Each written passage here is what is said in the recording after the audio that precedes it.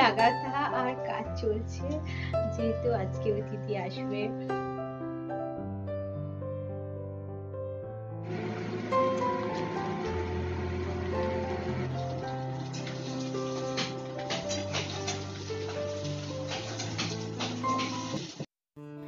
নমস্কার বন্ধুরা, কেমন আছেন আপনারা? MRS ফ্যামিলির আরও একটি নতুন ব্লগে আপনাদের সবাইকে জানাই অনেক অনেক স্বাগত। আর আজকে হচ্ছে রবিবার, আর এখন বাজে প্রায় সকাল 10টা। সমস্ত কাজকর্ম গুছিয়ে স্নান সেরে কিন্তু পুজোটাই আগে করে নিলাম। আর এটা হচ্ছে আমার ঘরের ছোট্ট গনু বাবা, যেটাকে কিন্তু একটু ধূপ, একটু প্রসাদ দিয়ে পুজো রোজই করতে হয়। আর যেহেতু আজকে রবিবার, আর তো এখানে দেখো রান্নাবান্নার অনেক কিছু আয়োজন করেছি, তো সবটাই কিন্তু শেয়ার করব, সঙ্গে থাকো। আর রবিবার মানেই কিন্তু প্রত্যেকটা বাড়িতেই কিন্তু বাজার দোকান সবটাই আসে, সেভাবে আমার বাড়িতেও দেখো কিছুটা ডিম ছিল, আরও কিন্তু বেশ কিছুটা ডিম এসে গেছে, যেগুলো কিন্তু গুছিয়ে গেছি। একটু পরিপাটিভাবে না রাখলে ফ্রিজের মধ্যে মানে ফেটে যাওয়ার সম্ভাবনা, ওই কাজটা কিন্তু হাজব্যান্ড করছে। আর এদিকে আমি চলে এসেছি কিচেনে, তার কারণ ছেলে কিন্তু এখনও ব্রেকফাস্ট কিছুই খায়নি। আর তোমরা তো জানোই যারা আমার ব্লগ দেখো, যে আমার ছেলে কিন্তু সকালবেলা কোনো রকম কিছু খেতে চায় না, তো ওকে এই কমপ্লানটাই বানিয়ে দেব। তো এটা শেষ হয়ে গিয়েছিল, তাই এটা একটু ডাব্বার মধ্যে ঢেলে দিলাম। তো ডাব্বাটা কালকে ধুয়েছিলাম, তাই আজকে সকাল সকাল ঢেলে দিলাম। আর এখানে দেখো আজকে যেহেতু বলতেই পারো যে অতিথি আপ্যায়ন আছে, যেহেতু, তো তার জন্য আজকে সেভাবে আর দোকান টোকান কিছু করা হয়নি, তবে টুকটাক যেগুলো আমাদের প্রতিদিনের নিত্য প্রয়োজনীয় জিনিস, কয়েকটা জিনিসই আজকে এনেছি। আর সব কিছুটাই বলতে পারো আমার স্টোর করা আছে, তাই যেগুলো একদম এমার্জেন্সি একটু লাগবে তো সেগুলোই কিন্তু আনা হয়েছে। গরম মশলার প্যাকেট, কাশ্মীরি লঙ্কা, আর এই বাদামটা কিন্তু আমার লাগবে। তো যেগুলো আমার টুকটাক লাগবে, তবে তেলের প্যাকেটগুলো লাগবে না, এগুলো এক্সট্রা করে এনে রাখা হলো। আর এটা হচ্ছে কাজু বাদাম। তো এই সমস্তগুলো আজকে কিন্তু আমার রান্নায় লাগবে। তো সকাল সকাল কিন্তু হাজব্যান্ড এনেও দিয়েছে। আর এদিকে দেখো রান্নার বেশ কিছু আয়োজন করেছি, তো ভাতটা এখানে বসিয়ে দিয়েছি, আর শাকটা আগেই সিদ্ধ হয়ে গেছে। আর চলছে কিন্তু আমার কিচেনে রান্না বান্না, বলতে পারো যে যেহেতু বেলাটা এত ছোট, আর অনেক কিছু রান্নার আয়োজন করেছি, তাই টুকটাক করে ঘরের কাজগুলো কিন্তু সমস্ত গুছিয়ে নিয়েছি। তবে হ্যাঁ, যেহেতু একটু একটু ঠান্ডা পড়ে গেছে, তাই জানলাটা একটু বেলাতেই কিন্তু খুলছি। আর এখন যেহেতু শীতকাল, তো জানলা খুললেও কি হয় বলো তো, মানে প্রচুর পরিমাণে ধুলো মানে আসে, তো তার জন্য আমি একটু খুলে দিলাম, তবে একটু পরেই কিন্তু জানলাগুলো বন্ধ করে দেবো। আর যত ধুলো দেখবে এই শীতকালে কিন্তু আমাদের ঘর বাড়িতে ভরে যায়, তাই না? তো চলো একটু টুকটাক করে ঘরটাও কিন্তু গুছিয়ে গেছিয়ে নিলাম। আর এদিকে চলে এসেছি আবারও কিন্তু কিচেনে।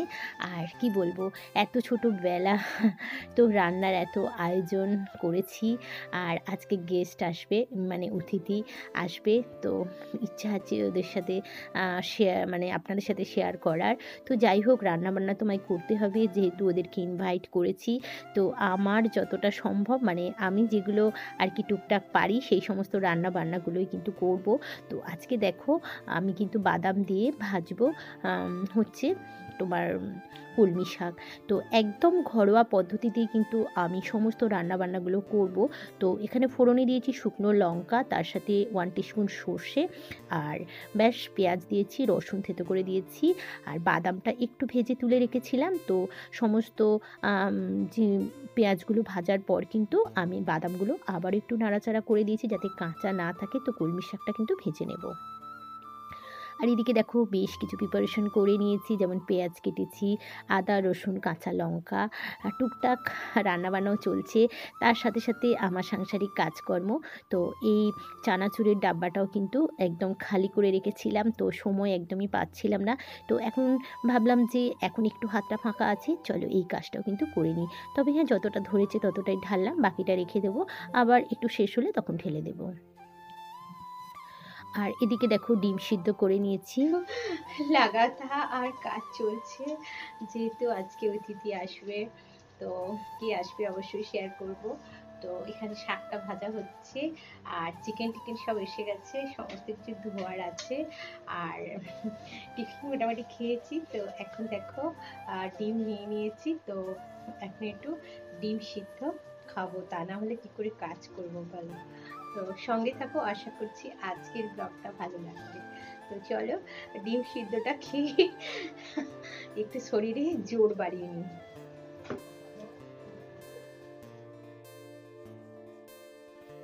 তো মোটামুটি একটু ডিম টিমগুলো খেয়ে নিলাম, টিফিন তো অনেকক্ষণ আগেই খাওয়া হয়ে গেছে। এদিকে চিকেনটাও পরিষ্কার করে ধুয়ে নিয়েছি, আর এখন কিন্তু আমি এখানে দই দিয়েই কিন্তু চিকেনটা একটু ম্যারিনেট করে রেখে দেব। তো কী রেসিপি বানাবো আর আজকে দুপুরে লাঞ্চ মেনুতে কী থাকছে সবটাই কিন্তু আপনাদের সাথে শেয়ার করব, আর আপনারা কিন্তু স্কিপ করবেন না। আশা করছি ব্লগটা আপনাদের ভীষণ ভালো লাগবে। তো চলো, এখানে কিন্তু দেখো আমি বেশ কিছুটা কিন্তু দই দিয়ে, প্রায় 2 কাপ মতো দই দিয়ে কিন্তু চিকেনটা একটু ম্যারিনেট করে নিলাম।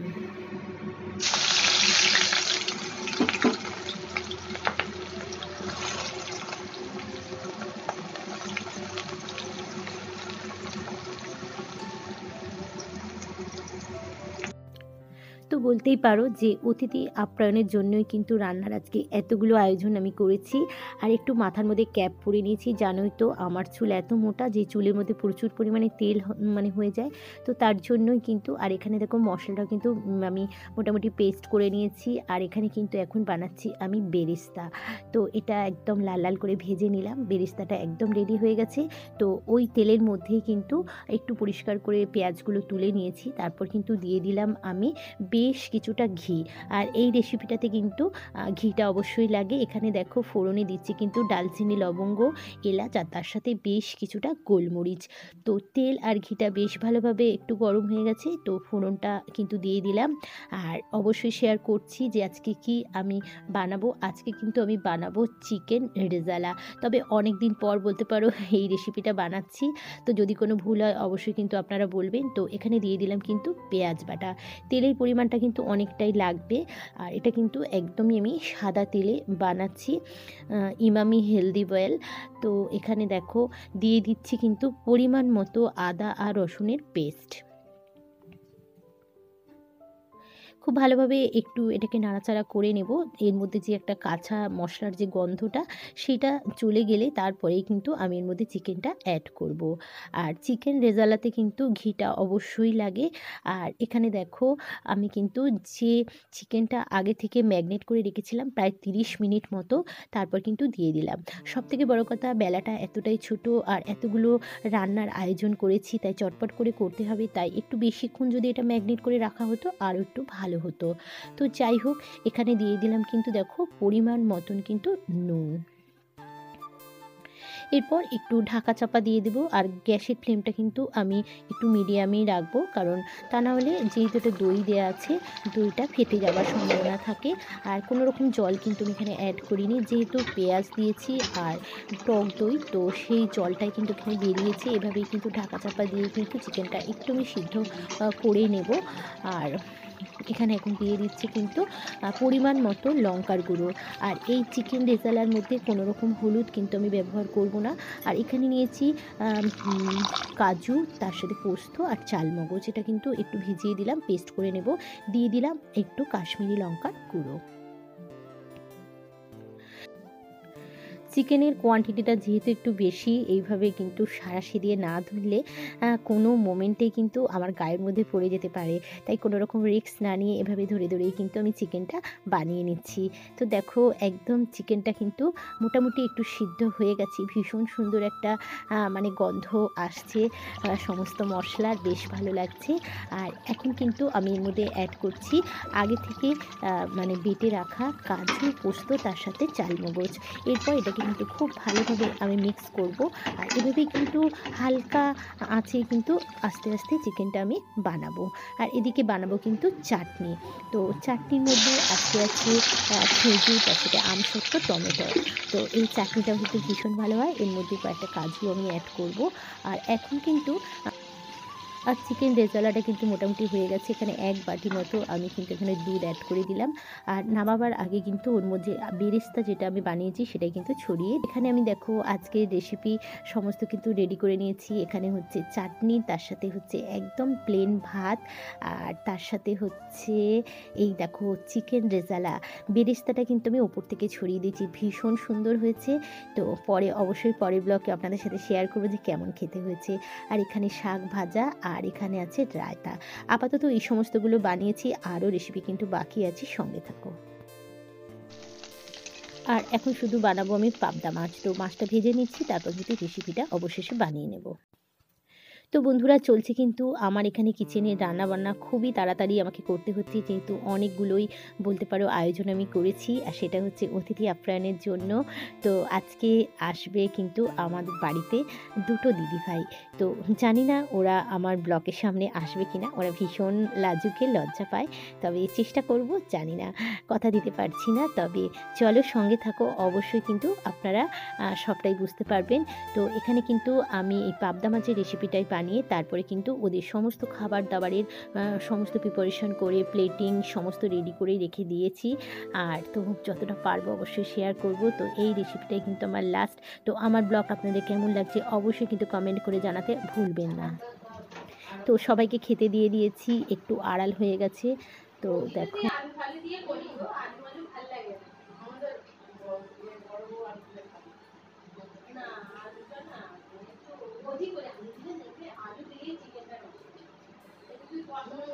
প্রথমে ভেবেছিলাম চিকেন করবো, চিকেন মশলা করবো, তারপর ভাবলাম চিকেন টিকা করবো, তাহলে ওটা শুকনো হয়ে যাবে, চিকেন রেজালা করবো।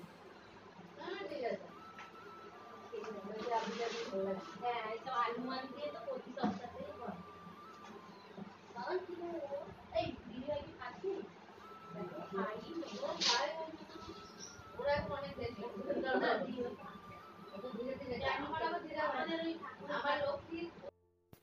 তো বন্ধুরা তোমরা কিন্তু বুঝতেই পারছো কথোপকথন শুনে যে কারা এসেছে।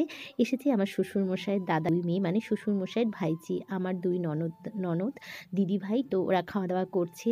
তো ওরা যেহেতু একটু দেরি হয়ে গেছে, খেতে বসে গেছে, তাই ভিডিওটা সামনে ওরা আসতে পারলো না, আমিও দেখাতে পারলাম না। তো যাই হোক, আমার ব্লগ কেমন লাগলো অবশ্যই কিন্তু কমেন্ট করে জানাবেন। আবারও কিন্তু দেখা হচ্ছে নতুন কোনো ব্লগে।